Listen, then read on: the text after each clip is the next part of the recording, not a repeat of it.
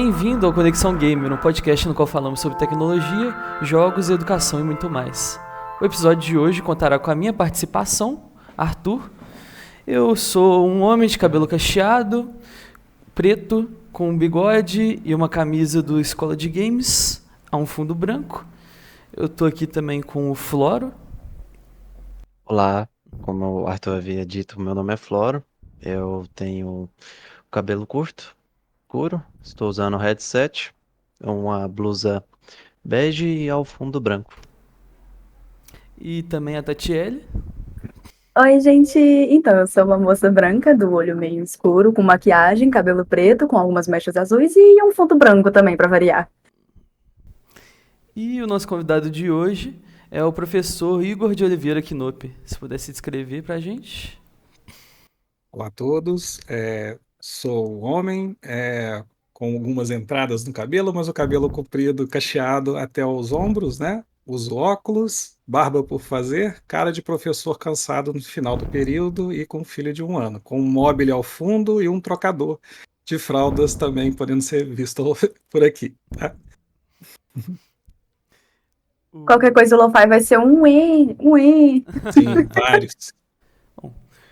O professor Igor Quinope possui graduação em Engenharia Elétrica, mestrado e doutorado em Modelagem Computacional pela Universidade Federal de Juiz de Fora, onde atua como professor adjunto. Ele tem vasta experiência na área de ciência da computação, com foco em desenvolvimento de software, desenvolvimento de jogos, software livre, modelagem computacional e tecnologias para a web. E Igor, brigadão por estar aqui com a gente hoje, viu? Eu que agradeço. E para começar, querendo saber um pouquinho mais sobre a sua trajetória, queria inclusive dizer que é uma bela de uma trajetória, né? Tem muita coisa aí nesse caminho. Eu queria saber o que te levou a seguir a engenharia elétrica e depois focar na modelagem, né? Computacional. Como é que Sim. foi isso? O meu começa um pouco antes, né? Porque eu fiz aqui em Juiz de Fora, né? Minas Gerais, né? Nós temos um curso que é bem famoso, né? Que é a questão do curso técnico, que antigamente a gente chamava de CTU, que era da universidade, hoje é o Instituto Federal, né? Do Sudeste de Minas Gerais.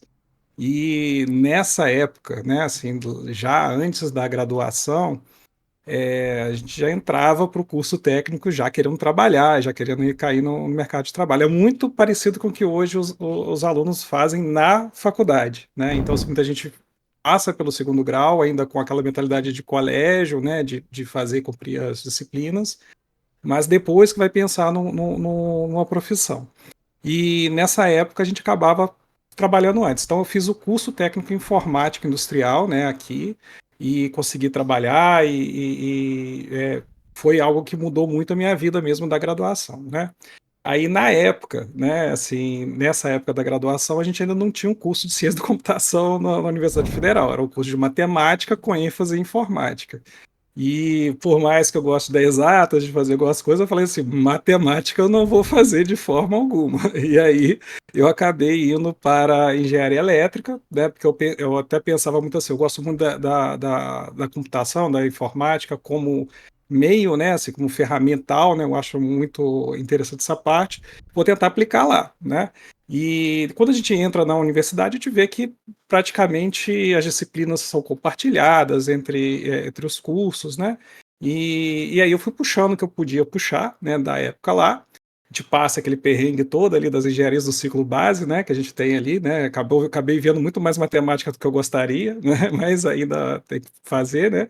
E aí, para mim foi quase natural, porque durante boa parte do curso eu trabalhava ainda com a parte de desenvolvimento de software, né? Então, veio a calhar, né, a pós-graduação em modelagem computacional, que era uma pós-graduação que abriu aqui, que era entre as engenharias e a que depois foi formado com ciência da computação, bacharelado, né? Aí teve já uma parte ali. Então, quando juntaram os professores, aí foi a oportunidade que eu tive de fazer a migração, né? De pular da engenharia, da graduação da engenharia, para trabalhar mais próximo ali da computação, que foi que eu sempre fiz minha vida toda, mesmo durante o curso ali, né?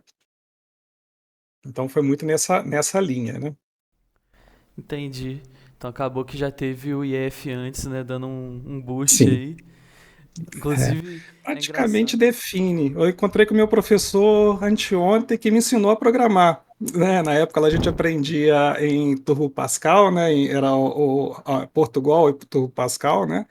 E eu encontrei com ele ontem. Ele também deu aula para minha esposa, né? Assim, na parte de programação. Foi a pessoa assim, programar, mas foi onde eu realmente aprendi, né? E tomei muito gosto, que era um professor muito bom, o professor Alberto lá, né? Então, abraço aí para ele aí. E como sempre também, como você disse, a computação enganando, né? A gente chega achando, não, primeira aula, computador, vou aprender a montar um computador para NASA. E vai lá, cálculo, física. É, É umas coisas. exato. É, e Aí eu. vem exercitar outras habilidades, né? Aí tanto de resiliência, né? E questão do método de estudo, né? Então a gente acaba usando disciplinas que a gente não gosta tanto, né? Mas acaba assim tendo que passar por elas mesmo, não tem jeito, né? A graduação a gente não é um supermercado que a gente pode escolher só o que quer ali. Nós temos um ciclo básico, né? Que a gente tem que formar, tem que passar por ele, e nós complementamos com algumas outras disciplinas que a gente tem mais interesse, né? Então, vale muito a pena ver a universidade, ver a sua faculdade, né, como essas disciplinas. Você complementa seu curso, mas não adianta torcer o nariz, algumas a gente tem que fazer, né? Querendo ou não, a vida não é um mar de rosas. Exato. Mas só Deus sabe quanta gente de computação que às vezes fala, nossa, devia ter pegado esse I. E já em outra época vai ter o contrário também, não Com tem certeza. jeito, né? Então, assim, graduação é muito difícil. É muita disciplina junta, é muito crédito, os prazos não dão, né? Cada professor tem seu método de cobrança, né? Sua ênfase em alguma parte. Uns vão te exigir praticamente a organização, não a disciplina, né? Então, assim, você tem que ser organizado para passar na disciplina, enquanto outros vão te falar assim, nossa, como pessoa eu cresci demais nessa aula, né? Então, essa salada, né, assim, de vivências que é a universidade, que é a faculdade, né? Isso junta seus colegas também. Você tem que tentar aproveitar o máximo possível, conhecer o máximo de pessoas. Então, eu sei que muito na nossa área de exatas, a gente costuma ser muito tímido, muito internaliza muito, né? Mas é uma oportunidade muito grande para você fazer sua rede de contatos, que é o que vai importar muito ali do lado de fora, na hora que você sair dali. Né? Então, a universidade tem que separar, não pode ser vista só como uma sala de aula, só como as atividades que são passadas para você por obrigação. Você tem que tentar aproveitar o máximo que tiver, né? Tanto dos eventos, né? E outras bolsas, né? Projetos de pesquisa, extensão, né? Então tem que aproveitar tudo que puder ali com um tempinho. Trabalhar, você vai trabalhar a vida toda, então não precisa correr para isso, não. Perfeito. E queria saber o que te levou a ter interesse nessa Uhum. área, né, de software, de Uhum. jogos. Eu tinha visto, inclusive, na sua página, você falando daquele Uhum. Expert DD Plus, que você Uhum. fazia seus próprios jogos, né? Então, Isso. começou daí, mais ou menos? Sim, jogos desde sempre, né? Então, assim, eu vivi a primeira subida ali dos videogames, né? Então, assim, a gente comprava revista de videogame, ainda tenho várias aqui, não sei porquê, mas ainda tá aqui mofando em algum lugar, né? Então, você comprava as revistas para ver detonados, ainda tinha bastante coisa assim, era muito dinheiro à banca. E eu sou de uma cidade pequena, aqui próximo de Juiz de Fora, eu sou de São João de Pomuceno, né? Então, nessa época lá, era uma cidade bem isolada, então, assim, a parte cultural ainda era bem ligada mais na parte de música, né? E outras coisas básicas mesmo de cidade pequena, né? Mas essa cultura geek, a cultura nerd, era muito difícil de você ter acesso. Então, a nossa internet era banca de jornal, né? Você tinha que ir lá comprar revista, comprar as coisas para conseguir ver, para ver, né? Então, eu ficava maravilhado com a época do videogame, né? Então, só para você ter ideia, a época dos 16 bits, aquela mudança do 8 para o 16 ali, né? E então o Super Nintendo, o Mega Drive, então na cidade sempre que chegava um videogame era todo mundo correndo atrás para tentar ver o que estava chegando, acontecendo ali. E aí uma vez, quando a minha família teve condições de comprar um, né, a gente veio para Juiz de Fora, chegando aqui, aí o vendedor conseguiu não dobrar, né, assim, mas ele apresentou um computador, que era o Expert Diffuser da época do MSX. Era um sistema bem antigo, 8 bits ainda. E ele mostrou, ele chegou lá, fazia umas linhas de código, traçava umas linhas e fazia umas animações. Aí eu achei aquilo fantástico de você estar diferente de um videogame que você encaixava o cartucho, né? Soprava e encaixava o cartucho ali, você de repente poder fazer as coisas, né? Então, ao invés do Mega Drive, eu fui para casa com um computador. E aí mudou minha vida mesmo, né? Eu falo, brinco que esse livro ali o manual do Expert DD Plus é um manual que você aprendia a programar, ainda em Basic ainda, né? Que era o formato, a linguagem que tinha lá. Então lá você aprendia a fazer gráfico, né? Então assim, a tela era uma programação gráfica, você aprendia a fazer programação musical, você fazia programação de jogos nele ali. E eu lá com os meus 11 anos lá foi excelente pegar e tentar destrinchar nisso daí. Aí depois vieram os cursos de informática, a gente fazia curso livre e depois veio o próprio CTU, hoje o IF-Sudeste, né? E aí sim foi praticamente ali que eu fui fisgado, né? Os games provavelmente me puxaram, né? Assim, eles que motivaram ir para essa parte mais digital do que outra atividade física, né? Da parte das ciências mesmo, assim, né? Que eu gostava muito também, mas a computação, a informática acabou ganhando muito por essa poder fazer as coisas. Eu gosto muito de fazer as coisas ali.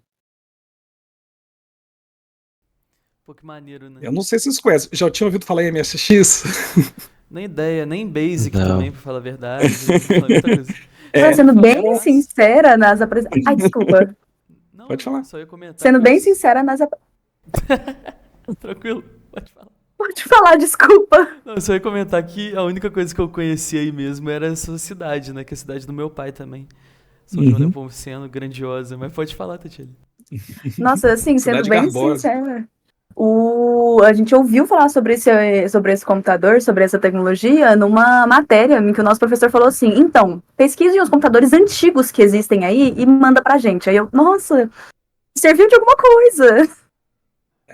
E o MSX era muito legal dessa época, porque as pessoas tinha muito que hoje a gente chama de cultura maker, né? Então, assim, as pessoas faziam hardware para o próprio computador, mexiam bastante. Montavam o seu Tinha próprio programas computador. que tudo você pegava e montava. Esse já era mais fechadinho, era mais para noob mesmo, né? Assim, o pessoal hardcore ia lá e mexia mesmo no hardware, né? Então, era uma época bem legal e você comprava as revistas e vinha programa para você digitar nas revistas. Então, ia assim, ó, faça um Pac-Man. Vinha as Aí receitas. vi umas 4 páginas de código e as pessoas iam lá, digitavam os códigos lá para ver funcionando, né? Assim, e eu era um desses malucos aí que ficava lá copiando código, porque a gente só tinha mídia impressa, né? Não tinha como você comprar um disquete na época, né? Era uma coisa muito difícil, né? Sim. Vir pelo correio, né? Numa época dessa. Então, é uma outra época da computação. E não é a mais antiga, não. Tem muito mais história para trás. Exatamente, tem muito mais coisa por trás. É. E durante a sua graduação e pós-graduação, teve algum momento decisivo que fez você escolher a modelagem computacional?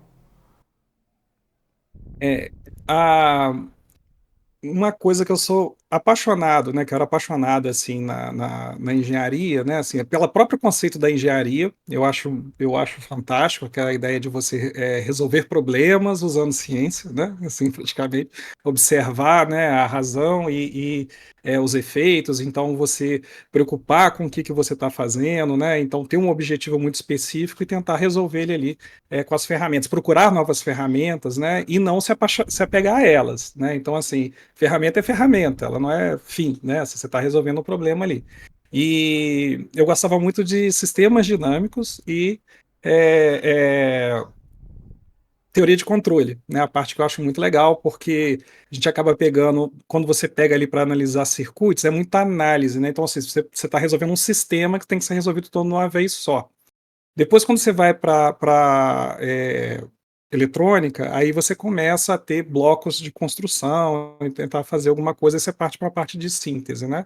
Mas essa avaliação de pensar no sistema como um todo me chamou muita atenção. E aí eu tive um professor, né, encontro com ele de vez em quando também, o professor Paulo Vilela, que ele foi meu orientando no mestrado até também, né, orientando ali, e ele me apresentou uma disciplina que era dinâmica de sistemas, que é um ferramental computacional que é feito para auxiliar outras áreas, né, assim, a resolver sistemas dinâmicos, né, que são sistemas de equações diferenciais. Então, assim, quando você entra num sistema desse, é muito difícil a matemática que tem ali por trás, né?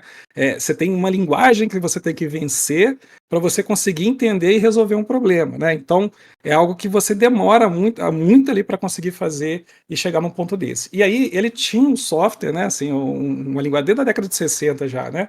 Mas é uma ferramenta que deixava você desenhar e você pensar nos problemas sem resolver uma equação, né? Então, e aí você conseguia usar a computação para resolver problemas de engenharia, problemas sociais, problemas econômicos. Então eu achava isso fantástico.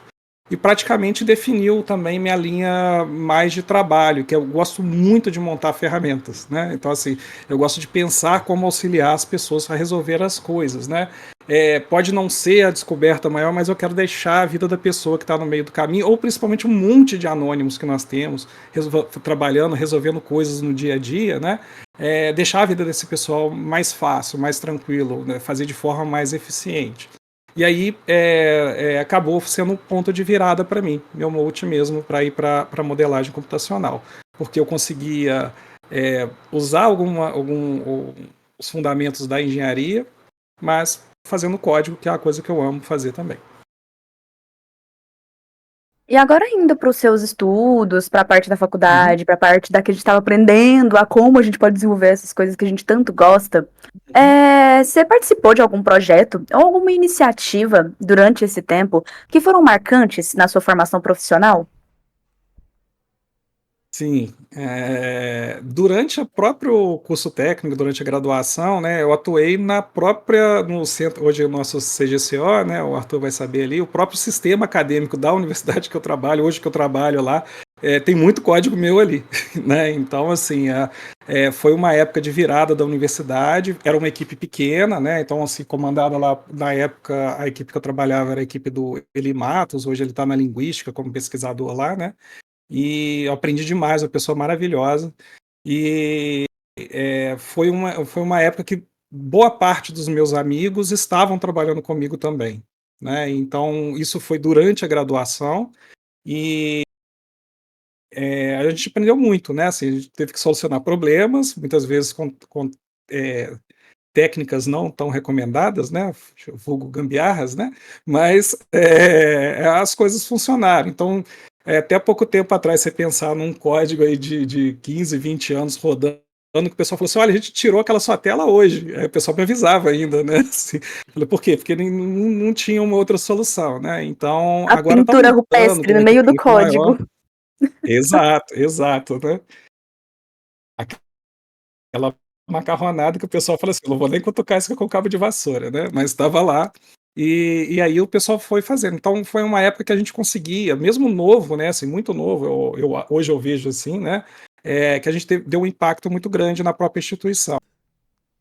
E hoje, né, assim, todo o sistema acadêmico é o sistema mais xingado na universidade, né? Mas ele ainda carrega ali boa parte do conhecimento, né? E enquanto não apareceu o próximo, né, para substituir, e vai ficando ali, né? Então hoje nós temos várias partes, mas algumas delas é legal e não é, né? Porque você fala assim, foram algumas decisões que eu tomei, estão lá até hoje, né? Assim, dentro da equipe, claro, mas a gente espera aí que a equipe consiga evoluir lá, né? Hoje está com a equipe muito grande lá no CGCO, né? Então já temos aí um sistema muito melhor, mais ligado aí com os dias atuais. É Não porque, era nada querendo ou disso, não, mas é também porque eu não lembro você. mesmo. É porque também, querendo ou não, você, o sistema e a faculdade cresceram juntos, né? Bom, A gente então. acaba E, tendo isso também, já estou muito tempo lá. e como é que foi a transição da engenharia elétrica para a computação? Você já comentou um pouquinho antes, então vamos resgatar esse assunto. Quais foram os principais desafios que você enfrentou nessa mudança? Para mim foi mais tranquilo, né? Porque já tinha a pós-graduação ali, a pós-graduação ela era muito. A ideia dela é exatamente essa: é casar a engenharia com a ciência da computação. Hoje tem uma graduação lá, né? Que é a engenharia computacional.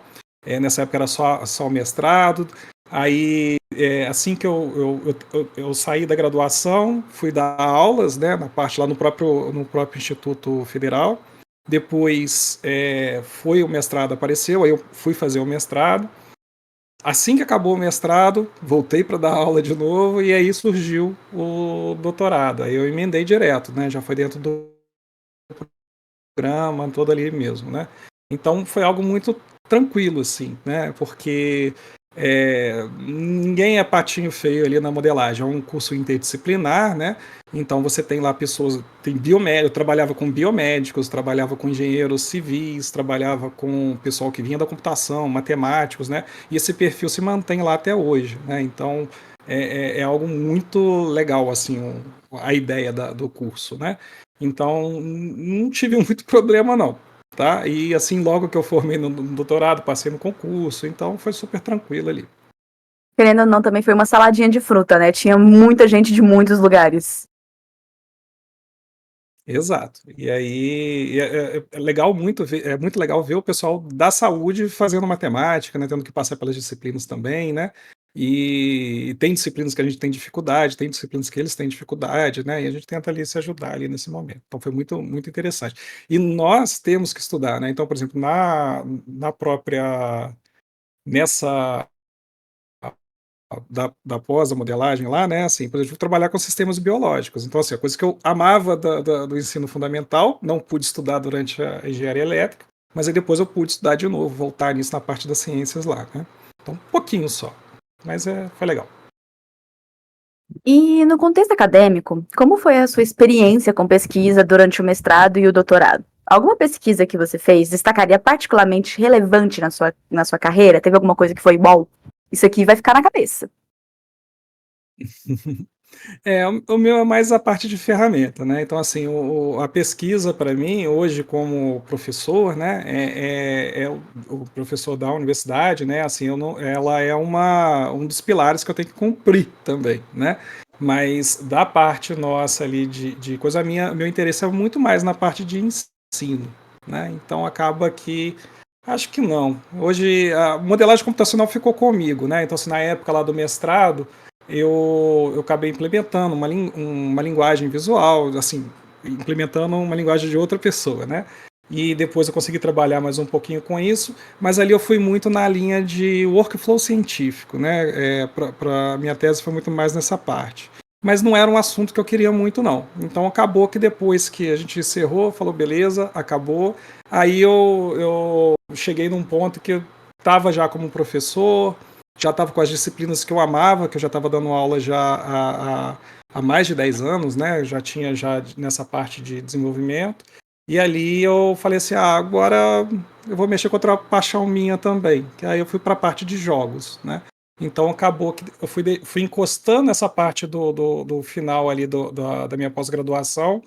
Voltei muito para a parte inicial ali da parte do mestrado, que é a parte mais de sistemas dinâmicos, porque aí eu vi que dentro dos jogos são sistemas dinâmicos mesmo para a gente trabalhar, né? Então o que a gente está fazendo ali, o que os motores fazem por baixo do pano, o que a pessoa que está planejando a experiência está fazendo, é tudo que eu já fazia antes, que são sistemas dinâmicos mesmo, projetar essas experiências e como que elas se ligam aí para dar para dar essa emoção que a gente sente quando está jogando. Então eu falo que eu tive uma crise da meia-idade ali, nesse meio tempo ali, e dei uma virada mais total aí para a parte de jogos mesmo, né? Mas, inclusive, o que que é o workflow científico que você falou sobre? Certo. O workflow científico é quando você quer ligar uma saída de um experimento, você vai pegar os dados que estão saindo de um software, vai ligar em outro, por exemplo, a gente usava muito um software que chamava Taverna, que ele é exatamente para fazer essa composição. Imagina que você tem vários programas diferentes que você usa. Hoje em dia, por exemplo, quem trabalha muito com isso está dentro do ambiente do Python, né? O pessoal do Python já tem isso muito definido dentro deles ali. Quando precisa sair, costuma sofrer um pouquinho, né? Então, o que você faz com o workflow científico é programar esses diversos sistemas, como eles se alimentam, né? E como eles vão cumprir um resultado lá para dentro de uma pesquisa, né? Como eu te falei no início, é muito dentro da parte de ferramenta, né? Então, é muito nessa parte, você compor com eles ali. E hoje, o pessoal que trabalha muito hoje está muito levantado disso é o pessoal do Scrap, né, que acaba fazendo parte de ciência de dados, acaba pegando muito disso ali também. Hoje nós temos professores que lidam especificamente com isso, né, assim, ali no departamento, mas eu acabei saindo um pouquinho fora disso daí, né, acabei deixando para lá mesmo e tentando abarcar outra parte, né. Eu tinha muita coisa que eu trabalhava também na parte de reprodutibilidade, né, então assim, o que é? É você terminou lá um trabalho, né, e você tem que entregar, fazer ele rodar de novo. Muito dentro da ciência, a gente está preocupado com a reprodutibilidade ou reprodução de experimentos, né? Você leu o paper de alguém, falei, legal, e aí? Como que eu faço isso aqui? Né? Então, assim, não adianta só você falar, olha, eu fiz isso e aconteceu. Não, você tem que mostrar, falar assim, olha, está aqui, se você quiser fazer, trabalhar de novo. Então, eu trabalhei muito com essas ferramentas mais nessa linha mesmo, né? E hoje já está mais à vontade, né? Então hoje você tem muita parte do Docker, né? O pessoal do Python hoje já está com esses conceitos mais entranhados nele ali, né? É mais nessa linha. Entendi. Ok? Perfeito. E, bom, você já declarou esse amor pelas ferramentas, pela forma de dar aula, de ensinar, mas o que te levou a escolher essa carreira acadêmica como professor? E como você vê o papel do ensino no desenvolvimento da ciência e da tecnologia? O ensino geral, né? Assim, a gente está toda hora aprendendo coisas, né? Com as pessoas certas, com as pessoas não tão certas assim, com os meios de comunicação, né? Nós somos buchas de informação, a gente está tentando Querendo ou não, absorver até isso a com os todo erros a momento. gente aprende, né? Exato. Exemplo é diferente de modelo, né? Então, assim, a gente tem exemplos e aí vamos guiando ali.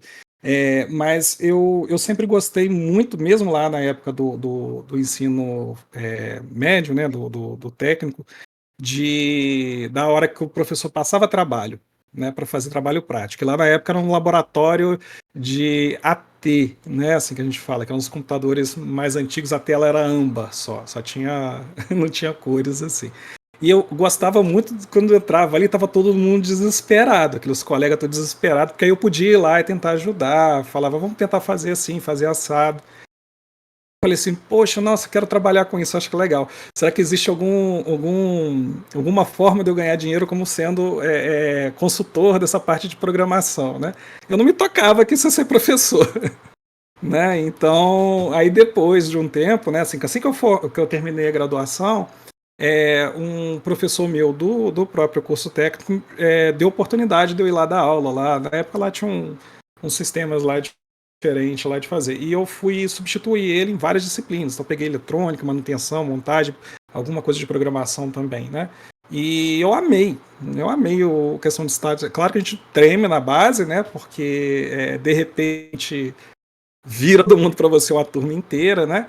E eu tenho ainda alunos dessa turma aí, eu encontro com eles ainda conversam comigo, né? Vários estão na área de computação. E obviamente foi uma aula muito ruim, né? Porque aquela primeira, mas eles são bonzinhos comigo, eles ainda não falam isso. E aí, mas eu fiquei apaixonado, né? E foi até mesmo um motivador para eu fazer a pós, né? Então, assim, como que eu volto para dar aula aqui no Instituto, né? No CTU, no Instituto Federal? Como que eu volto? Eu falei assim, você tem que ter um mestrado. Aí eu falei assim, então vamos ver esse tal de mestrado aí, vamos atrás disso. Aí eu fui fazer o mestrado, né, pensando já em trabalhar na parte de ensino, e principalmente ensino de laboratório, que eu gostei muito, né? E lá no mestrado eu tive a oportunidade de dar aula para a faculdade, né? Então, falei assim, como é que eu venho dar aula aqui? Gostei demais também. Aí eu falei assim, não, aí você tem que fazer o doutorado. Eu falei assim, não, então vamos fazer esse tal de doutorado aí também. E foi uma coisa assim mais natural, né? Então, eu já tô agora eu sou ruim de datas, né? Mas eu já estou aí só na parte de laboratórios, nessa parte de desenvolvimento web, de laboratório de programação, pelo menos uns 14 anos aí trabalhando, né? Então é a parte que eu amo de paixão mesmo. Eu falo assim, eu trabalho dando aula de programação. Quando acaba tudo, eu tô de férias, o que eu vou fazer? Eu vou fazer curso. Vou fazer curso de programação, vou programar em casa minhas coisas, né? Vou programar as coisas para mim, né? Vai Porque eu gosto automatizando mesmo. tudo. Eu gosto demais, né? Vou fazer meus jogos, vou fazer os meus programas, vou experimentar coisas, né? E principalmente porque é uma área que tem que manter atualizado, né? Assim, pelo menos deveria, né? Eu tento fazer isso daí.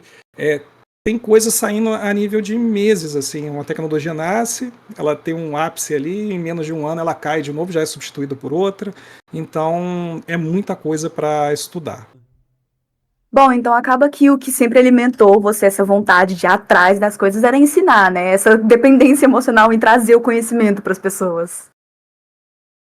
Sim, sim, eu gosto demais do clima. Hoje tem, assim, eu acho que todo professor vai falar isso, né? A geração de hoje está assim, né? Hoje nós estamos vivendo uma mudança. Eu falo que é um salto evolutivo da humanidade, que é a questão da própria inteligência artificial generativa, né? Então, todas as nossas instituições estão sendo colocadas à prova com a chegada da IA, né?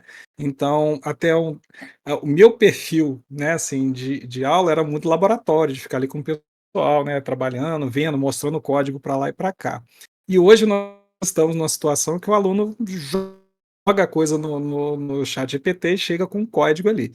Eu acho que esse gênio não volta para casa, né? Mas eu acho muito importante a pessoa ter um propósito. Se ela está ali com um propósito de aprender ciência da computação, sistemas de informação, tem que tomar muito cuidado com isso. Porque se você delega para uma ferramenta fazer alguma coisa para você, seu cérebro fala assim, isso não é importante. Isso eu não preciso guardar, porque está ali na ferramenta. Pode ser que já não vai ser importante mesmo. Pode ser que tudo isso aqui que a gente está falando já não vai valer mais em matéria de 3, 4 anos. Mas hoje os alunos eles precisam passar por as coisas que também não querem dentro da universidade, né? Então vocês vão ter que fazer prova, vão ter que ser avaliados. Enquanto os sistemas da universidade não mudarem para conseguir abarcar isso daí, essa nova forma de pensar, de trabalhar, vai gerar uma situação muito desconfortável para alguns, né? Porque você pega e fala assim, olha, você não sabe o que você está fazendo, né? Então, assim, no meio de uma avaliação de trabalho, a pessoa não sabe o que está fazendo. Então, hoje eu estou meio em conflito, né? Assim, com tudo que eu queria fazer trabalhar por causa que está mudando, simplesmente está mudando. Mas é a questão da gente adaptar. Eu enquanto professor, o aluno enquanto aluno mesmo, né? E a universidade enquanto instituição. Nós vamos ter que pegar esse impacto que bateu e amortecer ele. Agora, como, para onde vai, eu quero ver, né? Assim, porque é interessante, ninguém sabe para onde vai, né? Então, é algo que está mudando muito aí, agora mudando muito rápido. Então, gera tanta alegria quanto uma certa frustração em alguns momentos. Do que eu vejo, eu acho que IA é muito mais ferramentas de trabalho do que propriamente de estudo, né? Acho que cada um vai usar de um jeito. A gente não vai ter como dar essa utilização para ela. Eu gosto muito da parte de automação, né, de código. Querendo ou Começa a não, cada um digitar, acha o ele seu olha um jeitinho, pouquinho, né? repete, vai Então, para baixo. Né? Tem gente que não me pergunta, né? Se não pergunta para o professor, tem vergonha de perguntar ou um certo bloqueio, mas ele pergunta para a IA dá uma resposta imediata, e resposta imediata é uma coisa muito importante. Por isso que eu falo que o aluno tem que estar em sala, tem que estar lá, assim, tem que estar perguntando, fez uma pergunta assim, o cara fala assim, mas você entendeu o que você perguntou? Ele se sente meio assim, poxa, fui ofendido agora, né? Mas não, essa interação faz a gente ligar, a gente armazenar a informação, a gente ligar as coisas. É muito importante você estar em sala, se o professor te dá essa oportunidade, alguns estimulam isso, né? Mas você tá ativo, né? Você tá mexendo, interagindo com as coisas é muito importante para o nosso processo de aprendizagem. Né? Aí de repente a gente está jogando uma coisa no computador, pegando e replicando, jogando, pegando e replicando, sem nem ler. Né? Então tem gente que está jogando, já chegou para mim, né? Prova, trabalho com o nome do cara do WhatsApp de onde ele cortou e colou o código. Tipo assim, vinha o código com o nome de onde ele colou. Falei, já estava sei de comentado, onde veio. pelo menos? Estava comentado ou veio estava com o como nome da linha de pessoa. código? Exato. E como o pessoal fala, assim, gente, pelo menos troca o nome. No mínimo. Mas acontece, né? Assim, a graduação é sufocante. A graduação, ela coloca a gente numa situação dessa, né? E eu entendo algumas coisas, mas aí a pessoa tem que ver o propósito dela estar na instituição. Reflete toda hora isso. O que eu estou ganhando aqui? Né? Fala assim, essa aula não está me servindo. Pô, mas ela está exercitando o quê? Né? O que eu estou fazendo? O que eu posso fazer para aproveitar esse tempo? Porque ele vai ter que estar lá, né? Não tem jeito. Então, umas vezes a gente tem que se reinventar ali. Nós da instituição vamos ter que nos reinventar com a IA generativa, né? E os alunos vão aí seguir, toca ritmo aí pra gente. E a gente vai ter que rebolar, né? Posso fazer um parênteses rapidinho sobre isso? A IA generativa, né? Assim, ela é diferente da IA, né? Assim, normal, tradicional que nós temos aí, né? Parece que é uma linha diferente. E hoje eu peço sempre quem usa para olhar muito a parte ética que está sendo deixada de lado com o uso dela, né? Então, assim, as grandes empresas, né, sentiram no direito de pegar e todo o conteúdo da internet e usar ele para treinar a própria arte. Então, tem muita gente, principalmente meus colegas criativos, né, músicos, dubladores, ilustradores, que estão tendo trabalho, tiveram praticamente trabalho roubado, né, assim, para fazer o treinamento dessa tecnologia. É uma tecnologia extremamente cara, de consumo de recursos naturais, então, assim, não é de graça. Tá? Ela está sendo dada de graça agora. Daqui a pouquinho ela não vai ser. E ela não é de graça agora, ela só está escondendo os custos ali de vocês. Tá? Então, sempre avalia, né, assim, o que está acontecendo aí por trás. É muito bom o uso, mas ela tá apresentando para a gente aí aos poucos a cara dela, que é muito pesada aí que a gente está pagando por ela. Tá? Desculpa o parênteses aí. Não, mas querendo ou não, isso é uma coisa que realmente é muito importante dizer. Essa própria questão que o senhor disse em relação a empresas utilizando os dados que são disponibilizados na internet para treinar as suas IAs, é um caso muito recorrente, inclusive tivemos um exemplo disso aqui no Brasil. Se eu não me engano, a Meta foi proibida de usar os nossos bancos, os nossos dados brasileiros, para treinar as IAs dela. Tem no Instagram, né, assim, Perdão? que você pode ir lá e marcar. Fala assim, eu não quero, no Instagram, né, você pode ir lá e marcar, não quero que a Meta use meus dados para treinamento. Você tem que ir lá, se você não falar nada, ela vai usar, né, tá desse jeito. E como o Mark falou, né, assim, o produtor de conteúdo pequeno, né, o criativo pequeno, nem vale a pena preocupar com isso não. Copia e depois tá tudo certo. Acabou de ter uma declaração dessa assim. Então, muito cuidado, gente. Boa noite, então, Igor. Antes que eu prossiga com as minhas perguntas, eu gostaria de saber quais as matérias que você ministrou durante sua carreira e qual que foi alguma de grande impacto, uma de grande diferencial. Certo. Eu comecei com as ligadas mais à engenharia mesmo, né? Engenharia elétrica, a parte de eletrônica básica, montagem e manutenção, lá no técnico. Depois eu já migrei para as de programação, logo na sequência, né? Então a gente começa muito com algoritmos, né? Eu acho algoritmos uma das disciplinas mais importantes que a gente tem, mas muitas vezes a gente pega ela no horário ruim, né? Muitas vezes você é calouro, você está perdido ali na universidade, seu curso não é direcionado para aquilo, ou você está preocupado com outras coisas, está preocupado com os cálculos, as físicas e outros elementos ali, muitas vezes você passa aperto. Então, algoritmo para mim sempre vai ser uma disciplina muito marcante, tá? E principalmente porque é onde eu começava a fazer parte com os alunos de uso de jogos, de programação de jogos mesmo. Então, mesmo lá no ensino técnico, o pessoal na minha turma fazia jogo gráfico, assim, como trabalho final.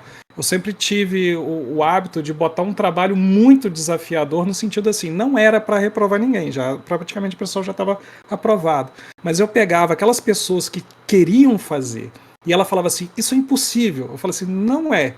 Vem cá. Aí a gente começava a picotar um problema desse e fazer. É onde eu acho que os jogos são muito importantes para a aprendizagem. Porque fazer jogo, a pessoa, grande parte das pessoas jogam. Tá? Não é todo mundo, mas a boa parte das pessoas jogam. E elas se identificam com algum jogo muito importante para elas. E quando você fala assim, faz o seu jogo preferido na linguagem de programação que você tiver. Aí ele, não, mas essa linguagem não é para isso. Não importa, vai fazer. E aí a pessoa começa a dividir o problema em problemas menores, ela começa a identificar padrões de comportamento ali dentro, e ela consegue aprender a programar, porque ela sabe onde ela quer chegar. Se eu faço, vamos fazer um programa para cálculo de produção de leite da fazenda, sei lá das contas. Você não quer saber da fazenda. Você quer saber do Pokémon, você quer saber lá do Hollow Knight. Né? E aí a pessoa começa a destrinchar o jogo dela, né? Então já aconteceu, né, assim, nessa disciplina, já aconteceu dando aula de Scratch, né? A gente tinha uma disciplina de introdução a ciências exatas, né? E durante o Scratch lá, que era uma coisa fazia lá com o pessoal, e ele começava a conversar com eles da parte de como é que funcionava o jogo por dentro. E hoje, né, eu tenho alunos, ex-alunos, né, que estão trabalhando na área como programadores, desenvolvedores de software para a indústria de jogos, que falam assim, foi aquela aula de Scratch que mudou. Eu saí do curso que eu estava fazendo para fazer o curso de ciência na computação, para fazer jogos. De fazer jogos eu fui fazer a minha sequência, ali aprendi mais um pouquinho, fui fazer outras coisas, e hoje estão trabalhando na indústria. Né? Então, eu falo que muitas vezes as nossas aulas é um efeito borboleta, a gente não sabe onde ela vai, né? Mas quando volta, a gente volta o impacto, vê esses alunos que falam assim, pega a paixão pelos jogos e fala assim, pô, é ali que começou, ali que eu entendi como é que eu fazia, é ali que eu comecei a programar, né? Então, é muito feliz quando isso acontece, a gente acaba ouvindo muito, mas infelizmente a gente é uma antena para a parte negativa também. A gente sempre lembra assim, a pessoa não está cansado, não quer fazer, a gente acaba guardando muito isso quanto professor, né? Mas tem muito efeito legal que acaba voltando para a gente, muita energia boa que volta na forma de ex-alunos que falam assim, pô, essa aula mudou minha vida. Igual meu livrinho verde lá do Expert do Depus, ali que você vê uns pontos importantes assim. Então, quando eu comecei a usar jogos lá em C puro, né, assim, para ensinar programação, eu vi que era muito legal, né? E aí depois eu fui pegando as disciplinas de web, de hipermídia, né? A gente foi acabando fazendo e também foi levando para a parte de jogos. Então, cheguei já a dar aula de Blender, já cheguei a dar aula da parte lá, como é que era? C++. Hoje eu tô com muito JavaScript, TypeScript, né? Que é a parte que eu gosto pra caramba do efeito, assim, o poder que o browser tem na casa das pessoas, né? Assim, você poder ali. Você pode aprender todo o curso praticamente dentro do browser, né? Tem muita coisa ali. Então, essa plataforma que hoje é a web, eu acho ela fantástica, né? Assim, e eu espero que ela não estrague aí nos próximos anos. A gente está vivendo essa parte aí do cloud da IA generativa, né? Mas eu espero que ela não estrague, porque ela tem ido para um caminho muito legal, uma plataforma muito importante para a gente aí. E para jogos também, né? Eu adoro fazer jogos ali, mesmo que a gente tenha que reventar a roda em alguns momentos. E ao longo de toda essa sua jornada acadêmica e profissional, quais foram os maiores desafios que você enfrentou? E se você tem alguma dica para os jovens que vão passar ou podem passar por esses desafios? Acho que desde a graduação até agora, eu acho que eu nunca tive isso aqui. Então agora tem um bebê chorando aí, né? Então assim, a gente está sempre equilibrando pratos, né? Sempre tem alguma coisa vai te atrapalhar, né? Então assim, só não fiz isso por causa disso, só não fiz isso por causa daquilo, tem que tomar muito cuidado com isso, né? Então assim, se você quer mexer com robótica, tenta correr atrás. Mas eu estou fazendo curso tal. Não importa, essa divisão é uma coisa muito pequena dentro da universidade. Puxa as disciplinas, vai fazer o que você quer, tá? E sem perder o foco nas obrigatórias que você tem que fazer lá, né? Mas a primeira é essa, nunca vai estar tranquilo. Quando você agora está passando aperto porque é muita disciplina, daqui a pouco você tem que conviver com a sua vida amorosa, mais o curso, mais uma pós se for fazer, ou você vai para o mercado de trabalho. Então, eu acho que a tranquilidade é para poucos. Até hoje eu não vi ela acontecer, não. Eu falei assim, mas você virou professor universitário, agora é tudo fácil lá. Não é, não. Não é, não. Eu acho que tá pior da época da graduação, tá? Então, desculpa, não tenho uma mensagem muito bonita, além de ter que ralar pra cacete mesmo. É a vida, né?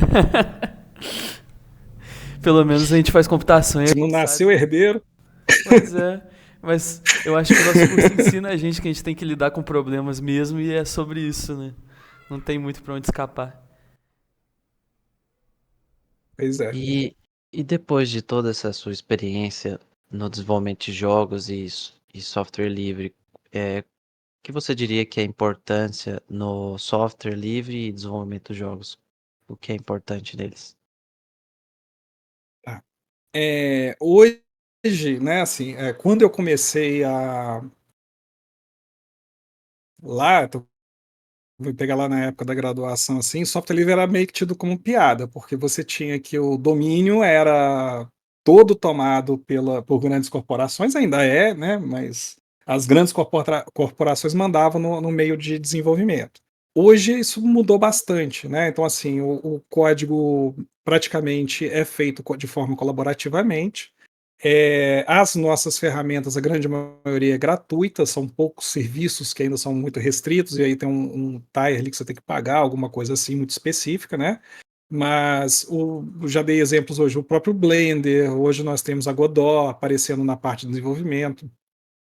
O Scratch, você consegue pegar ele também, né? Todo o nosso ferramental de C, né? C++, Java, JavaScript, tudo é desenvolvido como código livre hoje em dia. Então, são praticamente eu quase não trabalho com plataformas fechadas já há mais de 25 anos. Eu não mexo com esse tipo de software. Você fala assim, não tem isso, está despontando, sei lá, eu falo assim, eu vou esperar passar, e passa. Né? Porque hoje, se você não está numa plataforma dessa aberta, não tem jeito, não adianta você amarrar seu burro num software desse. A menos que seja algo muito específico, tem algumas áreas que não tem jeito, tá? E aí é um software muito especializado, a pessoa aprende aquilo ali quando ela entra na empresa, ou ela faz um curso para aquele software específico, muita parte de SAP, né, essas coisas assim, mas hoje praticamente o software livre está mandando geral, né? Então, acabamos de passar por um grande barulho na indústria de jogos que foi da própria Unity, né? Não sei se vocês acompanharam. A Unity é um software gratuito, mas não é aberto, né, se não me engano. E teve uma mudança da licenciamento, então gerou toda uma comoção na parte de desenvolvedores indie, né? E aí teve um movimento muito grande pro software livre, que aí a Godot tá puxando aí, puxou muita gente, não sei se ainda vai conseguir, não tem como, porque a Unity é muito estabelecida, né? Mas teve um ganho muito grande daqui a alguns anos. Então, quando eu comecei a mexer com software livre, lá na época do Blender, né? O Blender 2.3, nunca imaginava que hoje ele é quase uma ferramenta de praticamente um nível do mercado, né? Você tem que saber Blender e já tem ali para trabalhar com ele na parte de 3D, né? E eu acho que o Godot em algum momento, chutando, né? Aí é chute. O Godot em algum momento vai ter algo desse nível também. E aqui no Brasil, como que você enxerga o futuro dos jogos digitais? Tá movimentado, né? Então, assim, agora com o marco dos games, né?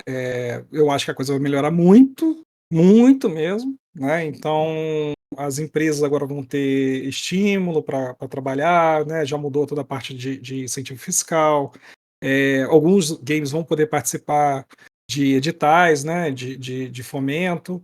Então, já está muito aquecido, né? Quando você vai num evento de games mesmo, né? Então, acabou de ter agora o SB Games, né?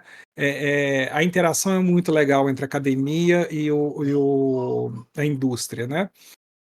Hoje eu estou mais ligado na indústria de jogos analógicos, né? Esses jogos de tabuleiro. Então, é muito movimentado ali também, né? E você vê esse ânimo. Por mais algumas vezes desanimador que acontece. Lá fora nós estamos tendo uma série de demissões em massa, né, que está acontecendo na indústria, mas isso está acontecendo na indústria de tecnologia como um todo, né, então tem outros agentes aí por trás fazendo isso acontecer. Mas a indústria nossa, ela passa por até uma característica muito diferente. Nós temos uma produção muito grande, mas é muito difícil você ser descoberto, né? Então tem muito problema para ser resolvido. né? Então, aqui no Brasil, eu acho que já passou da época de que jogo era ligado com azar. Não sei se vai voltar com essa ideia dos bets, né? Mas já passou dessa ideia de que jogo é coisa de azar, é perda de tempo. A gente já tem ela é culturalmente aceita, né? E até mesmo contra pessoas, né, mais antigas do que eu, né? Assim, que tinham uma resistência muito grande com jogos, hoje elas já estão mais estabelecidas. E principalmente para a geração de vocês é praticamente um meio cultural, eu acredito, né? Hoje, assim, você nasce na cultura de games, né?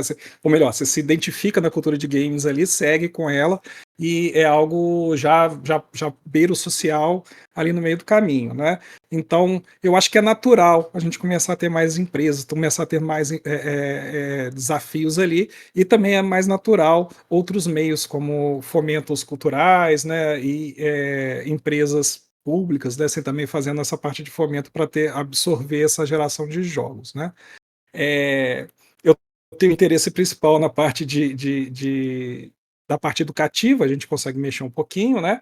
Mas eu acho que a gente tem que também pensar na parte de entretenimento mesmo, né? Assim, já foi época, tem que ganhar dinheiro com joguinho, sim, né? Tem que fazer joguinho, sim, tem que tentar vender joguinho, sim, tá? Não é só estudar, pesquisar, não. Ok? Certo. Perfeito. Inclusive, é como você está falando, né? Tem que ter um crescimento, já está acontecendo esse crescimento, a indústria de games é gigante. Um exemplo que tem uma correlação é o streaming, né? Tem diretores de Hollywood falando que hoje os streamers produzem filmes porque as pessoas estão dispostas a assistir 2 horas de gravação deles jogando um jogo. Então, muito grande Duas a é indústria. pouco. É, Duas é pouco. muito, muito mais. Tem os É, famosos tubatons que duram semanas ou mais. Depende. e assim, eu acho curioso porque também tem muito disso. A gente já tem subprodutos do game. Então, assim, antes o game era um motivador. Quero ver como é que o jogo funciona e assistir o YouTube. Só que agora não, quando o cara já sai de um nível ali, ele já é o entretenimento, né? Então, assim, o jogo é só uma desculpa para você estar assistindo ele. Você quer ver a pessoa. Você quer ver o que ela vai falar, o que ela está fazendo, qual a reação dela, né? Então, tem aquele motivador, tô vendo um streamer por causa que eu gosto do jogo tal. Então, por exemplo, lá o Tática DS, eu sou fã de Souls-like.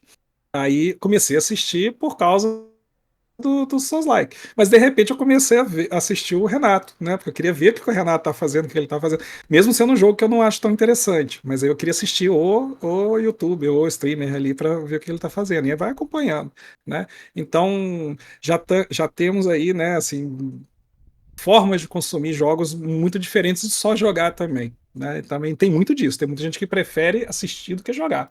Já tá vivendo isso também. E o streamer vira E quase que uma na, companhia, né? Às vezes, né? Às vezes pra pessoa que tá ali sozinha, pega, bota um negócio de tarde, vai até de noite. E é como se tivesse com um cara ali, um amigo, sei lá, acompanhando ele. Isso eu acho muito doido. E é interativo. E é interativo. E é interativo. Esse Renato do Tática DS, eu tava seguindo um tutorial dele lá de Dark Souls 2. E ele me invadiu no negócio, tava gravando. Depois eu fui lá, pô, paguei um amigo lá, fui invadido pelo streamer que eu tava seguindo ali. Ele falou assim: nossa, a build do cara tá legal. Eu falei assim: tô te copiando, cara. Aí acontece essas coisas, né? e na parte de desenvolvimento dos jogos, tem alguma ferramenta ou linguagem que você recomenda? Ou até mesmo a própria Godot, quem sabe? Tenho a ferramenta que você sabe. Ah, Faça jogo aonde puder, onde você conseguir, no que você dominar. Ele vai te ajudar a aprender melhor essa sua ferramenta. Existem ferramentas de produção. O objetivo é você produzir jogo mais rápido. Indústria de jogo, né, ou um estúdio de jogos, ele precisa lançar o jogo rápido. Então, não tem como aprender, não tem como inovar nada. Você está aprendendo a programar, está aprendendo a fazer jogos, ou quer aprender, qualquer ferramenta serve. Qualquer ferramenta serve, porque o objetivo ali, né, o resultado é você, não é o jogo. A gente quer ver o jogo, mas aquele ali é na sua cabeça, mas quem você está treinando ali nesse momento é você. Então, nós temos casos, por exemplo, da Global Game Jam, que a gente conduz uma sede aqui em Juiz de Fora, que um dos nossos, o Rodrigo, tá? Até mandar um abraço para ele. O Rodrigo, ele estava participando da DIN na organização, calouro, tá? E acabou, tá tudo certo, entrou num ritmo legal. Ele falou assim: agora sentar, né? Eu falei assim: não, vai fazer um jogo, vai participar da DIN também. Ele, mas eu só sei C. Eu falei assim: não, mas vai fazer em C. Eu falei assim: não, mas eu só sei fazer em modo texto. Vai fazer em modo texto. E fez o jogo, e viralizou na época, rodou na instituição toda. O tema era home, eu não lembro agora qual o ano, mas era home, lar, casa, alguma coisa assim. Então ele fez um jogo em C, né? E era uma casa mal assombrada que você tinha que assassinar os habitantes para eles virarem fantasmas para assombrar mais a casa. Então, assim, ele conseguiu montar o tema dele, se expressar através em C puro, né? Então, assim, em C puro, né, dentro da disciplina de algoritmos, eu já botei o pessoal para fazer um Pokémon. Você tinha lá a listagem de Pokémon, você rolava a listagem, você tinha um mapa, você ia para um lado, para o outro, tinha combate. Você não pegou isso não, né, Arthur? Não foi da turma dessa aí não, né? Então, o pessoal pegava e faz. Pega e faz, entendeu? Porque a ferramenta é a ferramenta, ela é o caminho, né? Ela tem ferramentas melhores, como dizem, né? Assim, qualquer chave de fenda é um martelo, né? No desespero você pode usar. É para isso? Não é, tem ferramentas melhores, mas muitas vezes, como o objetivo é você aprender aquela linguagem, é você aprender aquela ferramenta que você está trabalhando, pode cair fazendo. Faz com que você está à vontade, né? E aí pensa mais, talvez, no que você quer fazer. Né? Quando a gente está mais à vontade, a gente rende mais, a gente consegue criar mais fácil. E aí, para a parte de jogos que exige muito, é uma mistura muito da criatividade com a parte técnica, né? A gente precisa dessas duas coisas conversando constantemente. Qualquer ferramenta vai servir para você ali naquele momento. É o Scratch, é o C puro, o C++, é o Java, o que for. Tem como fazer jogo em praticamente qualquer linguagem, tá? E dá pra fazer sim. Mas eu ia comentar que eu lembro que um dos jogos que assim, foi um dos poucos que me deu interesse de fazer speedrun, que eu comecei a speedrunar, era um jogo que eu esqueci o nome agora, mas era um joguinho de web, que era tipo uma questzinha mesmo, assim, medieval, cheio de coisa pra fazer, não sei o que lá, e o gráfico dele, ele não tinha gráfico, ele era todo feito com letrinha do teclado, né, tipo, o boneco era feito de letrinha, tudo era feito de letrinha, e assim, realmente prova que dá pra fazer jogo de qualquer coisa. Então eu entendi perfeitamente o que você falou. E assim, nós temos uma mídia de jogos muito enviesada para algumas coisas. Ou melhor, ela atende alguns públicos, né? Então a pessoa fala assim: não sei o que roda em 60 FPS, não sei o que roda em 60 FPS. Gráfico nunca foi problema em jogo, né? Assim, é problema para algumas pessoas. Então, assim, mas no geral, você pode fazer o que você tiver. Então tem vários jogos legais. Tem um que eu acho que é Ring, se não me engano, ele tem um Não, ele aspecto bem prova antigo lá também, atualmente gratuito. jogos em pixel, jogos indies. Os indies abraçaram o pixel art, né? Assim, Uhum. não por restrição, não por restrição técnica, mas simplesmente por estética, né? E tá dando muito certo, né? Você vê jogos muito bonitos, muito legais, e o artista pixel art hoje em dia é muito valorizado e é muito aclamado dentro do meio, né? Tem um de modo texto, que agora já não é modo texto mais, né? Mas assim, jogos de base building, não sei se vocês conseguem, de construir base, de ter controlar um monte de gente. Então, um dos que praticamente influenciaram toda uma geração de desenvolvimento chamado Dwarf Fortress.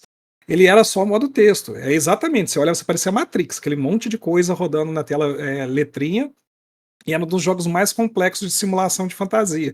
Então você pega lá Oxygen Not Included, aquele da prisãozinha lá, como é que chama? Fugiu o nome agora. Qual? Tem um da De criar prisão uma lá, que você. prisão? De simulação, que você controla a prisão, eu esqueci o nome dele também. Pô, não sei. Tem vários jogos de simulação que são baseados num jogo que era modo texto. E um que também é muito. E é difícil de jogar pra caramba, chama Rogue, que ele é todo modo texto, ele era um dungeon crawl. Então, os primeiros dungeon crawls que você vê, que hoje é o Diablo 4, com hipergráficos, ali começaram com um modinho texto ali. E muita gente ainda faz jogo desse. Muita gente ainda faz jogo em modo texto. Por quê? Porque é um público específico, né? Muita gente consome jogo, muita gente faz jogo. Então, hoje, assim, um grande desafio é ser achado, ser encontrado e achar esses nichos aí para fazer. né? Então, não ache feio o seu joguinho se você está começando a fazer, está usando ali letrinhas ou caixinhas, né? Todos eles funcionam muito bem. É só achar o seu público. Inclusive, você mencionou que jogou Dark Souls, né? E Uhum. existe um mod, eu não lembro o nome exato da pessoa que fez, mas existe um mod para Elden Ring, acho que para Dark Souls também, que o cara fez a parte gráfica dele, é um programa que renderiza toda a imagem em textos, tipo, É, é algoritmos um, é e um, é um filtro, a pessoa passa. isso. Isso aí tinha na época do Quake. Quake 1, eu cheguei a jogar também em modo texto, brincando, assim, no terminal de um Linux, assim. Porque é simplesmente um efeito, né? E não é difícil de fazer, não, hein? Não é difícil de fazer, não. De falar que vocês com C puro, vocês conseguem fazer algo desse daí, só usando um pouquinho de álgebra linear. Cara, que doideira, não Eita. fazia ideia. Dá pra fazer. Medo. Medo. Se o Arthur fizer a próxima disciplina comigo, eu vou colocar ele pra fazer lá. Ah, é desenvolvimento front-end? Web, qual é a Web 2, né? Acho que você tem que fazer. Ah, você fez a Web 2 agora, né? Web 2 já passei, inclusive eu ia Já foi. comentar Já que a foi. Então é um Pokédex foi. front-end. Pô, agora front-end, Tá, só aquela ali que foi facinho. meu curso é lá longe, front-end, nono período. É. Mas dá pra puxar, igual eu puxei Aí o 2. eu vou anotar aqui, pode deixar que eu vou anotar. Tá anotado, tá gravado. Anota a ideia. Se depois vierem me xingar aí falando, muito difícil esse negócio. 84 anos depois, a culpa é do Arthur. Colocar a gravação num drive, aí esperar a bomba explodir e falar assim, então sabem quem foi que fez? Mas Nem foi ele, né? eu já Eu tô tinha ouvido pegando de falar desse tabela, negócio. coitado. O Arthur Mas vai ser o enfim, cara que colocou o modo de texto no GTA 6. Imagina. Vai revolucionar. chega lá, vamos jogar Elden Ring, abre um arquivo TXT. Mas enfim. Em que projetos de desenvolvimento de jogos você está trabalhando atualmente ou trabalhou recentemente? Eu tô hoje muito ligado na parte de jogos de mesa, que a gente chama, né? Assim, eu gosto de chamar pelo menos, a gente chama de jogos analógicos, né? Que são jogos de tabuleiro. Aí fala assim, mas Os computação, o que que RPGs? tem a ver com RPG, computação? Assim, RPG menos, mais com jogo de tabuleiro mesmo. Hoje a gente tá vivendo, o pessoal chama de segunda renascença aí dos jogos de tabuleiro, né? Porque hoje os jogos são muito mais complexos, né? Então a pessoa costuma conhecer como jogos modernos de tabuleiro, né? Então tem Galápagos Jogos, tem várias empresas aí com clave daqui de Juiz de Fora, então Grok Games, tem um monte, posso falar um monte aí, que são empresas brasileiras que estão fazendo jogos aqui, né? E mandando jogos lá para fora, da mesma forma que a gente recebe muito jogo de fora também, tá? E aí, falou assim, mas computação com jogo de tabuleiro, o que tem a ver? Tem tudo a ver. Porque para você ter um jogo funcional na parte de física, você tem que conseguir deixar os sistemas dele muito simples de fazer, porque não tem computador para rodar. Se eu vou rodar um simulador lá, um Civilization 6 lá, eu posso pegar e simular a população um nível absurdo de complexidade, mas isso é escondido do jogador. Enquanto que num jogo de tabuleiro, você tem que fazer o jogador jogar e ainda administrar o sistema. Então, é uma forma de redução muito importante para a computação. A gente precisa tentar separar problemas grandes em problemas menores, né? E esse exercício é muito bom de você desenvolver na parte de física ali, né? A outra também é que, por ser sistemas muito fáceis de ser reduzidos, a gente consegue simular eles muito fácil com as nossas teorias de computação. Né? Que a nossa teoria de computação, geralmente, outra coisa que eu sou apaixonado é quando os blocos básicos são muito fáceis, mas a complexidade ela emerge da interação desses blocos muito simples, né? E isso acontece muito lá. Então, hoje em dia, a computação, a minha linha atual de pesquisa é muito desenvolver ferramentas e pesquisar esses jogos, né, para a indústria. Então, eu quero dar ferramentas para a indústria para fazer jogos ainda melhores desses que estão sendo criados aí. Muita gente já está usando computação para desenvolver eles. E, principalmente, a forma de pensar mesmo. E para jogar também é muito importante. Eu acho que essa concentração está se perdendo cada vez mais Não só para o pessoal sempre bate no jovem, mas não é um jovem, tá? Falar assim, minha mãe, minha coisa, tá todo mundo perdido com essa redução de atenção que nós temos hoje. A gente não consegue parar sem mexer no telefone, né? Tá todo mundo com o telefone em todo momento. Você chega na mesa de amigos assim, olha que você olha, tá todo mundo mexendo no telefone, né? Na família, nos almoços, né? E ter esse tempo, esse momento de dar uma parada, olhar, é muito importante, porque isso está prejudicando a aprendizagem, isso está prejudicando o trabalho, isso está prejudicando relações, né? Então, saber quando manter a sua atenção é um exercício muito bom para isso, tá? Mas, né, hoje eu tô com 3 jogos publicados, né? Assim, um foi para 7 países diferentes, o outro está indo agora também nessa linha. Alguns na parte digital estou tentando fazer, mas normalmente esses eu deixo mais para hobby mesmo. Né? Assim, tudo é hobby, na verdade, né? Porque não é o meu fim, né? Assim, é legal porque agora, se por estar em contato com a indústria, né? Eu cheguei a ter canal também de avaliação de jogos, né? De review de jogos, e aí eu tive muito contato com o pessoal. Então eu tenho uma certa comunicação com todo mundo da indústria ali, né? E é muito ver a indústria nascendo, ver ela de dentro, ela acontecendo. Então eu tenho amigos que têm empresas, tenho amigos que são desenvolvedores de jogos, tenho amigos que estão sendo contratados para desenvolver jogos agora. E é muito animador ver isso, né? Porque era algo que sempre foi a side quest, né? Sempre foi nosso trabalho para depois da noite, né? Assim, e ver as coisas acontecendo. Eu ter possibilidade de ter um aluno meu que está fazendo um TCC na área de jogos, pesquisando jogos, como os jogos funcionam, por que os jogos são importantes, como fazer jogos melhores. E eu sabia que ele pode sair depois de fazer o trabalho de conclusão comigo, ir para uma pós-graduação para trabalhar com jogos, ou ir para a indústria para trabalhar com jogos, é muito emocionante, eu acho, sabe? Principalmente lá para aquele Igor lá de São João de Pomuceno, pequenininho, a única forma de trabalhar com jogos era numa banca de jornal, né? Então eu acho isso muito impactante, muito legal, esse momento que a gente está vivendo. A Universidade Federal de Juiz de Fora tá dando todos os recursos possíveis para a gente trabalhar. Nós temos diversos projetos na área de jogos, tem colegas que estão fazendo trabalhos maravilhosos, né? A própria escola de games, né? Tem o Inova, que é do Pedro também, né?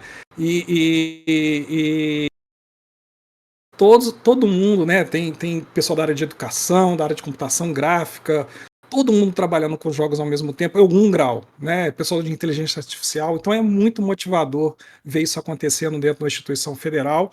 Imagino que também isso está acontecendo para todo lado aí, nas outras universidades também, né? Então é um momento muito legal. Muito, muito maneiro, Igor. Inclusive, eu tinha visto um jogo seu que chama AIE. Esse é um dos que viralizou e foi para diversos países? Ainda não. Ou melhor, sim, né? Mas ele lançou aqui, né? O AI é do André Teruya e eu, como todos os jogos publicados, eu sou como coautor, né? Então, assim, tem também muito disso de você colaborar com alguém para conseguir terminar o projeto, fazer. E ele vai para dentro de uma editora, lá tem equipe de desenvolvimento, então eles pegam a ideia, trabalham todo, né? Então o AI está muito bonito. Contamos aí na parte inicial aí com a ajuda da professora lá do IAD também, a Eliane Betotti, né? Ela trabalha muito na parte de decolonização e ele é um jogo com um assunto muito sensível, né? Assim, que ele é muito da parte ele foi dentro de uma competição lá de design, né? Não uma competição um desafio de design, né? Lá do grupo de desenvolvimento de jogos independentes do Rio de Janeiro. Hoje você vai conhecer essa equipe, o pessoal, todo mundo trabalha na Dumativa, né? Então, assim, uma das editoras dos estúdios aí mais famosos aí do Brasil na parte de jogos digitais. Então a equipe é maravilhosa, eles proporam isso lá. E aí ele misturava Mancala, que é aquele jogo das sementinhas, né? Que você move as sementes tentando fazer mais pontos do que o outro, é um jogo africano, né? E cultura negra, né? Então, assim, é um tema difícil para a gente mexer, né? Porque é muito sensível, mas aí a gente teve o apoio cultural lá da professora Eliana, né? E aí ficou um jogo muito bonito. Ele é um jogo que, dentro do Brasil, ele está vendendo ok, né, assim, mas ele tá saindo aos borbotões para fora por causa da própria a mídia especializada achou, conseguiu ter acesso e fez um elogio muito forte lá no jogo, né, assim, da parte mais inovadora dele ali. E então, assim, para fora ele tá vendendo muito, tá sendo caixas e caixas, e agora a gente espera que aí vem a questão muito de uma editora do lado de fora pegar, né, trazer. Mas o outro foi um do Patrick Matheus comigo, que foi o Gnomópolis, que ele é tipo um city buildzinho de tabuleiro que você controla, e você tem que gerenciar a sua população ali de gnomos ali num pequeno mundinho ali. Esse que foi para 7 línguas diferentes, é muito legal você ver o seu jogo assim, de repente vem com a caixinha em chinês, é muito legal. E é um tema É muito maneiro impactante, também, né? assim, ver. É assim, os jogos de tabuleiro, eles têm, só fazendo um adendo, né, assim, eles têm uns temas mais amenos, né, assim, algumas coisas, assim, algumas não, né, mas não a maioria, mas eles acabaram muito, assim, os jogos europeus vindo muito para alguns temas diferentes, né. Então, um dos jogos mais famosos, você controla uma família no século XVI com produção de subsistência, né? Como se fosse assim, uma família da roça que tem que ir lá criar seu gado, fazer tudo, e é assustador o jogo, que gente, você passa um aperto danado. Né? Não é muito longe do Stardew Valley. O Stardew Valley triste, tá? É mais um Então, Don't Starve você Together. passa muito aperto. Tá muito mais pro Don't Starve ali, e exatamente esse é o mote, tá? Assim, é assustador ali você fazer, mas é um jogo muito.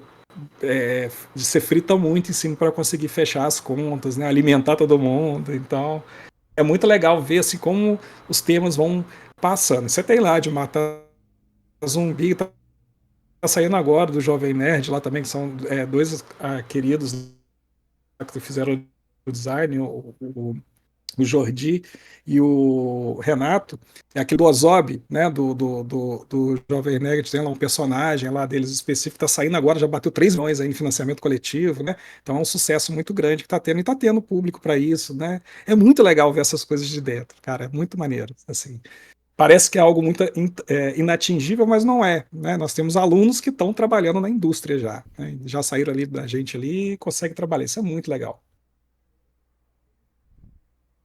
vai entrar em E levando em lucros. consideração levando em consideração das questões dos jogos, etc., que está sendo a pauta principal, querendo ou não, como que você enxerga o papel da gamificação em outras áreas, como a educação e o Uhum. treinamento?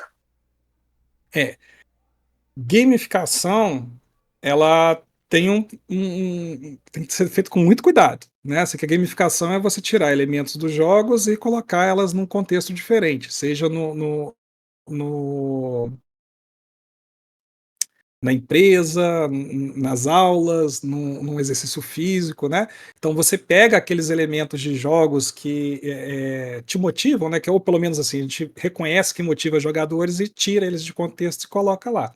Aí ela só tem que ser feito com muito cuidado, porque ela também pode excluir muitas pessoas ali, né? Então assim, tem vezes que a pessoa está com dificuldade na disciplina e a última coisa que ela queria ver é que ela está no final da lista de pontuação, né? Então tem que tomar muito cuidado com isso daí, né?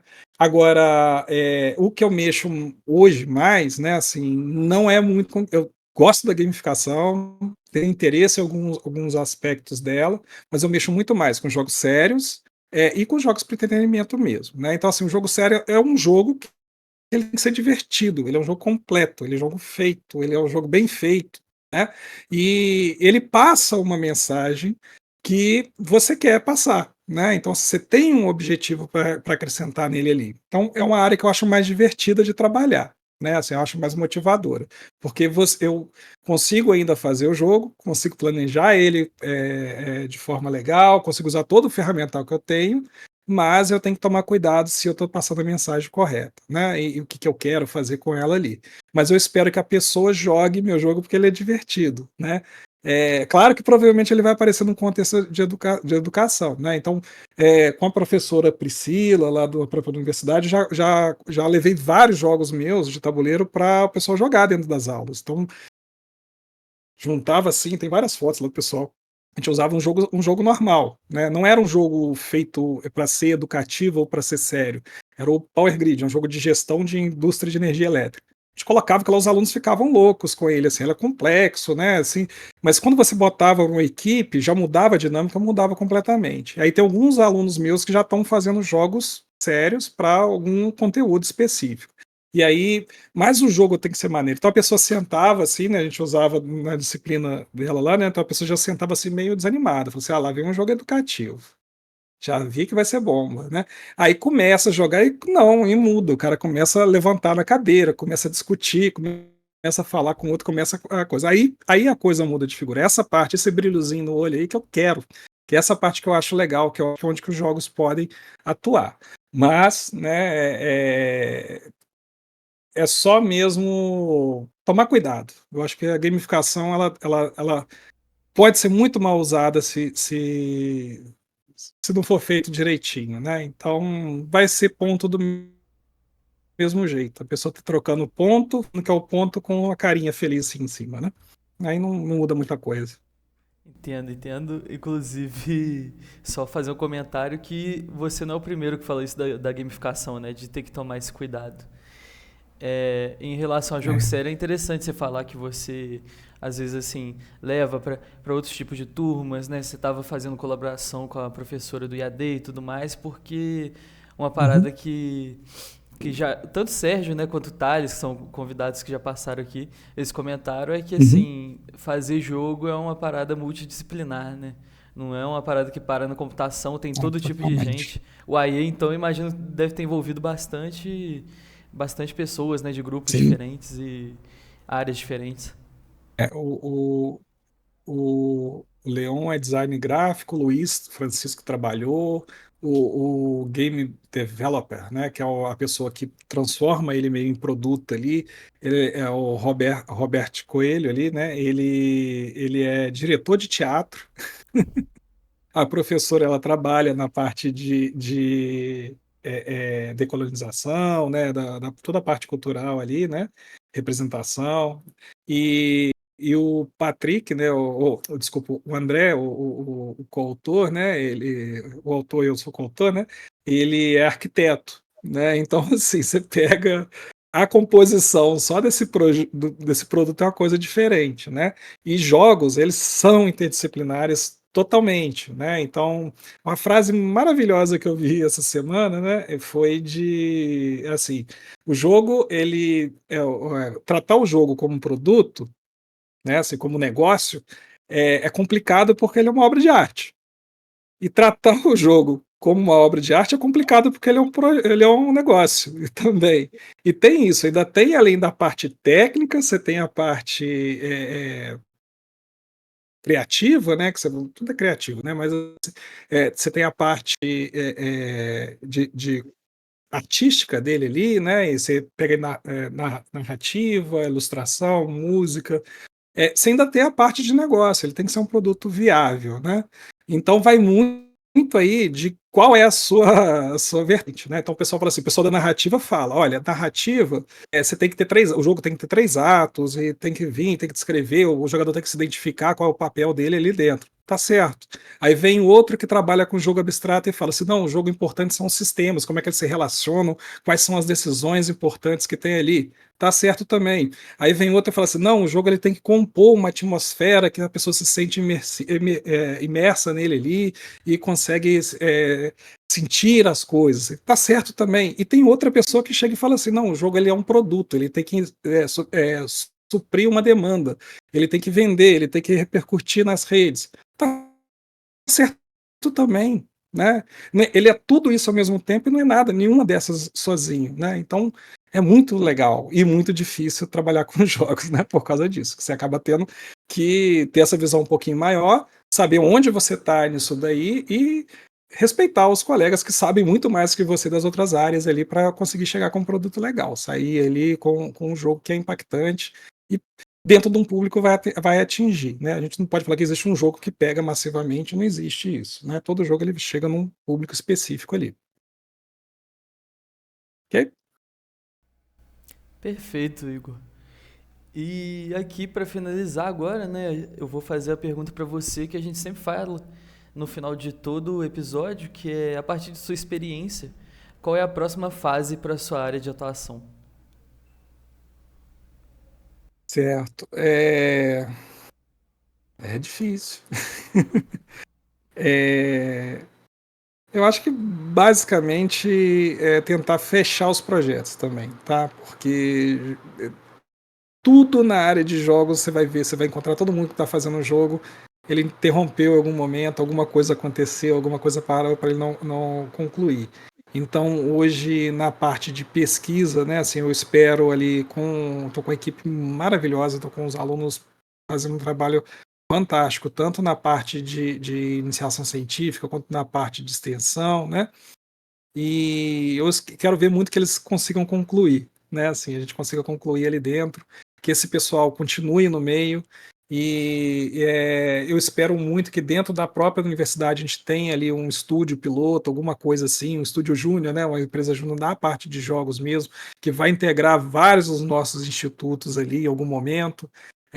E porque as demandas estão aí para a área de jogos, né? E tanto na área educacional quanto na área do entretenimento mesmo, né, na área de indústria, né, para tentar fazer ali. A gente precisa ter essa visão também macro aí de como que os jogos, como que a universidade, né, os nossos departamentos, os nossos cursos, nossas faculdades consigam suprir isso daí, porque nós estamos recebendo alunos que estão entrando para fazer ciência da computação, sistemas de informação, matemática, artes, né, que querem trabalhar na área de jogos, né, e tem que ver se a gente está realmente mesmo que não está no PPC, se a gente está entregando isso lá para eles, né? Então é uma demanda que a gente tem, né? Então assim eu espero que está fazendo a minha parte. Eu vejo vários colegas fazendo a parte deles ali, mas eu espero que já já isso aí solidifique no Brasil. Eu acho que o movimento dos últimos anos está refletindo isso. Então, acho que é questão de pouco tempo para a gente ter isso daí. Nós já temos cursos especializados, né? Não é isso que eu estou falando, né? Assim, para jogos mesmo, mas eu acho que as instituições como um todo, mesmo não tendo um curso de games específico ou uma linha de pós-graduação ali, que elas vão ter essas cadeiras lá e vão viver bem com ela, sabendo que seus alunos de ciência, computação, de artes, de música, de jornalismo vão estar atuando na área de jogos, que ela vai existir, ela já existe hoje e ela vai ser mais expressiva aí no Brasil cada vez mais. Perfeito. Então, é isso, Igor. Brigadão aí por compartilhar um pouco da sua história, das suas opiniões, né? Bastante da sua experiência aí. E o episódio vai acabando por aqui. Queria saber se tem alguma coisa que você quer compartilhar, alguma rede social sua, algum link de algum jogo. Eu, eu sou o Igor Knop, @Igor Knop no Instagram, mas lá eu praticamente posto só foto de partida, praticamente hoje em dia, uma outra coisa de família. Shitpost eu postava no Twitter, hoje está no Blue Sky, @igorknop.com.br, né? E o resto morreu, acho que está por aí mesmo. E também as disciplinas lá na universidade, quiser aparecer, fazer, a gente vai ver se consegue fazer mais uma presença online aí delas também, para quem não está matriculado, mas conseguir participar também. Vamos ver se esse projeto vai para frente aí. Perfeito, E, então. Muito obrigado novamente. Convido vocês aí a ouvirem outros episódios, né? Tem principalmente aí vários convidados que já falaram sobre jogos sérios. E é isso. O episódio fica por aqui. Tchau, tchau. E é isso, pessoal. Tchau, tchau, gente. Vejo vocês no próximo episódio. Game over.